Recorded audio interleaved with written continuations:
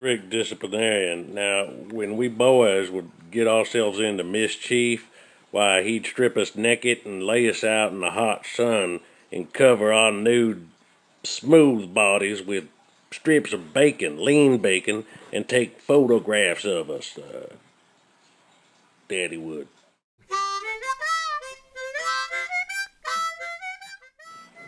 Oftentimes, as punishment, Daddy would drive us boys out to the desert, strip us naked, and then have us play leapfrog with one another in the hot sun. And he would videotape that and play them movies in super duper slow motion and backwards, and it was quite a production.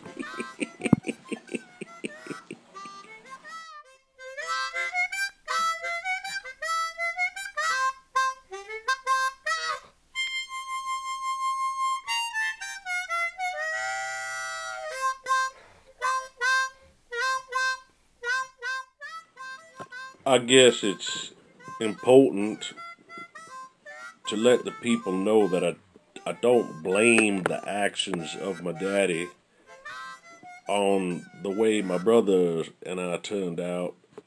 I suppose all of our choices was our own, and we must be held accountable. I can remember numerous occasions where, let's say I sass backed to my mama or someone. Daddy'd take me out to the barn and he'd just whoop on me with a saw. Sundays were special to Daddy, and while the rest of the family was away at church, he'd have us boys go into the barn where we would play spiritual naked twister while Daddy again videotaped the whole production. Was how we got close to God and one another. I guess there was a lot of resentment in the family. I mean, I come from a very long line of Carnies, and I'm pretty much the only one that made it. I was sort of the envy of all. Once my Tupperware sales took off, I got pretty much the cold shoulder from a lot. Well, the signs were there if anyone had been looking. I mean, when I was home alone, pretending to be sick to stay home from school, sometimes I'd go into Daddy's workshop and nail my testicles to the bench just to see how long it took to get out of it. And I mean, I guess a doctor might have seen all the holes in my testicles if they'd have been looking proper.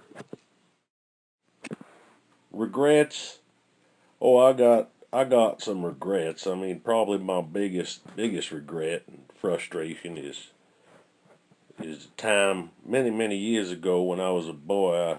I went on summer vacation, and I left my ant farm unattended, and well, them poor some bitches, I suppose they starved to death. I never really like to think of the carnage that must have happened in absence of food. Well, I guess the worst part of death by electric chair is not being able to see my own eyeballs blow out of my head when they throw the switch.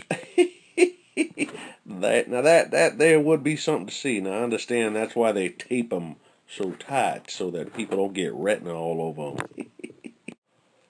Well, there was that fella down to Florida. As I recall, they threw the switch and his head burst into flames, and they had to put him out and pretty much save his life so that they could finish executing him.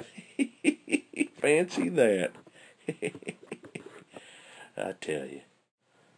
Well, it was shortly after the ant farm incident that I began my shenanigans and started on my countrywide life of crime. And people generally see what they want to see. I used to travel the country with a t-shirt with a large print on the front and back that said serial killer wanted by the FBI, and I would carry a large steak knife everywhere I went, and yeah, it never drew even the slightest bit of attention, never once. I'd ask cops for directions even. Well, this here is the only known remaining photograph of my daddy. I've been carrying it around for years, and I look to it whenever I needed inspiration, motivation.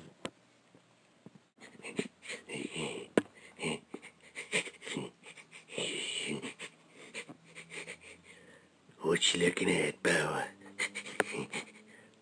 Why don't you shimmy out of them panties and get yourself all greased up for some romping? What will my last words be? Oh, well, gee, I suppose they'll probably be something like,